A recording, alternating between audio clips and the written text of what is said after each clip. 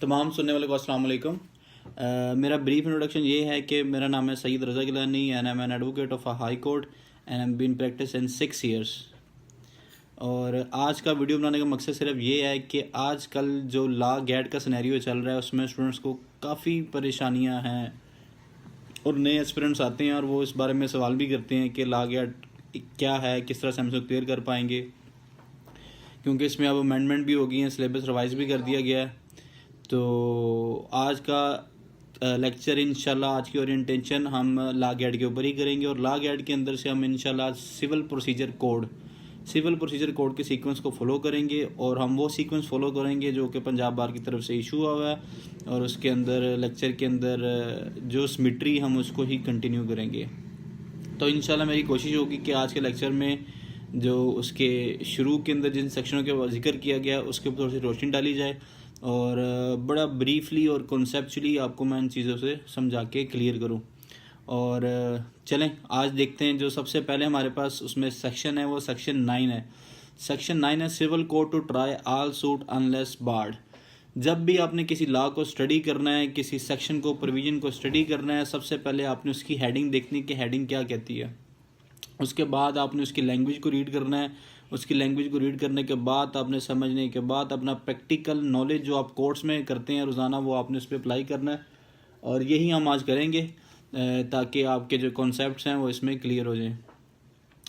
अच्छा, civil court to try all suit, courts to try all civil suit unless barred. इसमें court से मुराद civil courts हैं क्योंकि ये हम पढ़े हैं सिविल प्रोसीजर कोड, तो लिहाजा जितने भी सिविल के केसेस दायर होते हैं और सिविल की प्रोसीडिंग्स चलती हैं वो कोड ऑफ सिविल प्रोसीजर के तहत ही चलते हैं। तो जब आप कोर्ट्स की बात करेंगे तो इससे मुराद है civil courts. All civil suits, जारी बात है सिविल कोर्ट में सिविल सूट्स ही होंगे अनलेस बार्ड। अनलेस उसकी एक्सेप्शन आ जाती है कि वो बार्ड हो, यानी कि कोर्ट उसको कहती है कि आपने सिविल कोर्ट में नहीं दायर करना, इसकी जुरिडिक्शन बार है। ये बेसिकली बात हो रही है जुरिडिक्शन के हवाले से। Court to try all civil suits unless barred. इसकी लैंग्वेज देख लेते हैं। द कोर्ट शेल से मुराद होता है मैंडेटरी प्रोविजन और जहाँ पे मे आ जाए वो डायरेक्टरी प्रोविजन रहती है और वो डिस्क्रिप्शन ऑफ द कोर्ट होती है। The court shall have jurisdiction to try all civil suits of civil nature. ठीक है, ये लैंग्वेज आपको बहुत क्लियर करती है कि कोर्ट्स जो सिविल कोर्ट है उनके पास जुरिडिक्शन है, उनके पास दस्तरस है कि तमाम ट्राई से मतलब ट्रायल कि हर वो सिविल सूट का ट्रायल चला सके।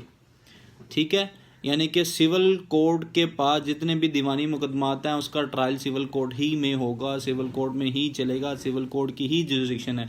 अब आगे आती है exception. Excepting suits of their cognizance is either expressly or impliedly bar or for which general और specialized in force shall be inserted. अच्छा, मेन लॉ जो होता है वो एक्सेप्शन भी होता है। ऊपर वाली बात तो इतनी क्लियर कट थी कि आपको मुझे उम्मीद है इंशाल्लाह समझ आ गई होगी।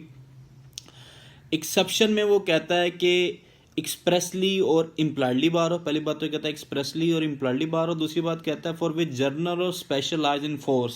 ठीक हो गया, 4 तरीकों से एक्सेप्शन बता दी। एक्सप्रेसली होता है किसी चीज़ पे रिटर्न और इम्प्लाइडली होता है बाय कॉन्डक्ट। ये एक ब्रीफ डेफिनेशन है एक्सप्रेस और इम्प्लाइड की। जर्नल और स्पेशल लॉ। अच्छा, अब बार किस तरह से हो सकते हैं, जिस तरह इसके सब्सिक्वेंटली इसके बाद सेक्शन आते हैं सेक्शन 10 और सेक्शन 11 जिसको हम रेस सब जुडिस और रेस जुडिकेटा कहते हैं। ठीक हो गया, उसमें बताया जाता है कि जी अगर पैरेलल लिटिगेशन चल रही हैं दो केसेस में तो एक जो है लिटिगेशन उसकी बार हो जाएगी, जो पहले दायर किया गया था वो ही कंटिन्यूसली चलता रहेगा। जो यानी कि same suit, same party, same cause of action हो और उसी नेचर के दो सूट पैरेलल चल रहे हैं तो उसमें फिर कोर्ट ऑब्जर्व करेगी कि जो सूट पहले दाहिर हुआ था, जो केस पहले दाहिर हुआ था उसको कंटिन्यू करेगा, दूसरा सूट बार हो जाएगा। ये एक बार की एग्जांपल दी है।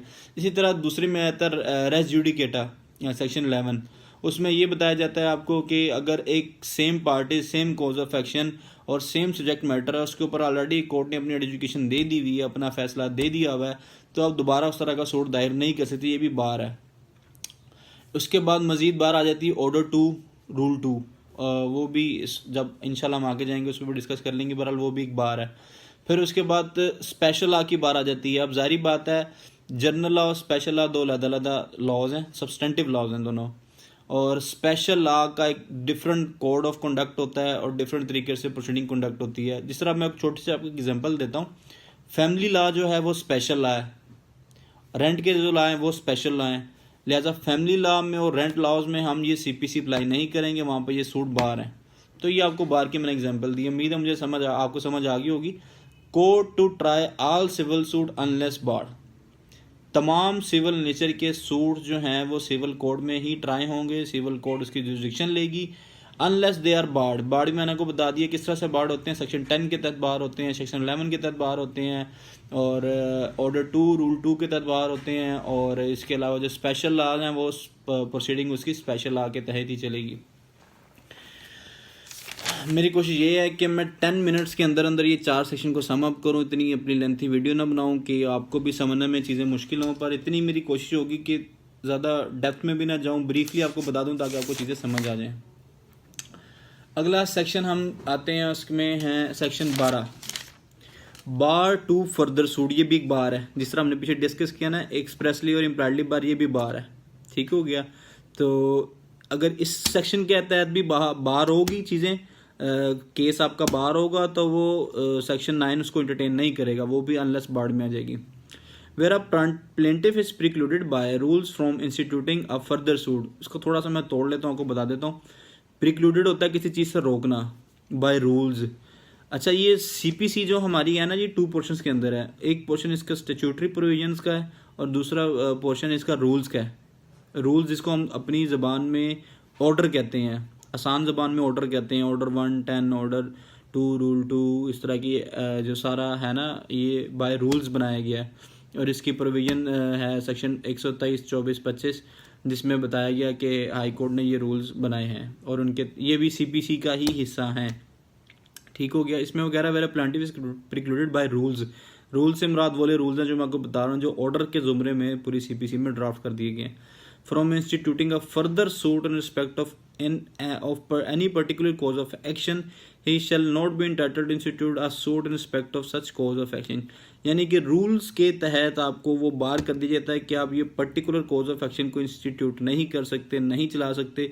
तो आप पाकिस्तान के किसी भी कोर्ट में, वो जहाँ पे ये कोड अप्लाई करता है, ये कोड अप्लाई करता है, वहाँ पे आप इसको नहीं इंटरटेन होगा। वो आगे दूसरा इसका सबसेक्शन आ जाता है 12(2).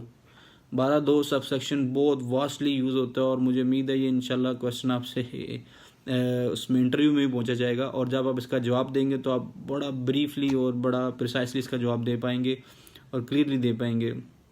12(2) को रीड करने से पहले मैं आपको इतना सा बता दूँ, एक केस जब दायर होता है, केस का सारा अपने ज़ाब्तों से गुजरने के बाद जब केस का फैसला हो जाता है, जिसको हम डिक्री कहते हैं, वो डिक्री को सेट असाइड करने के लिए जो दरख्वास्त दी जाती है, इसको 12(2) की दरख्वास्त दी जाती है।